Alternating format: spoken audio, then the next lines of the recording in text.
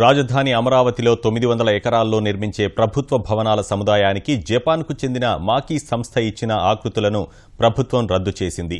ముఖ్యమంత్రి చంద్రబాబు మంగళవారం అర్ధరాత్రి వరకు విజయవాడలోని తన కార్యాలయంలో ఉన్నత స్థాయి సమీక్ష నిర్వహించారు. ప్రభుత్వ భవనాల ఆకృతుల రూపకల్పనకు మళ్లీ అంతర్జాతీయ టెండర్లు పిలవాలని నిర్ణయించారు. మాకీ రూపొందించిన శాసనసభ, శాసన మండలి భవన ఆకృతులు థర్మల్ విద్యుత్ కేంద్రాల కూలింగ్ టవర్లను పోలి ఉన్నాయని, పొగగొట్టాల మాదిరిగా ఉన్నాయని విమర్శలొచ్చాయి.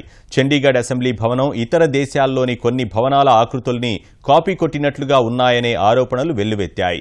ఈ కారణాల వల్లే మాకీ ఆకృతులను పక్కనబెట్టి కొత్తగా టెండర్లు పిలవాలని నిర్ణయించినట్లు సిఆర్డీఏ వర్గాలు తెలిపాయి. ఇటీవల ఆస్థానా, సింగపూర్, టోక్యో నగరాల పర్యటనకు వెళ్లిన అధికారుల బృందం అక్కడ నిర్మాణ శైలిని, భవనాల ఆకృతులను పరిశీలించి వచ్చాయి.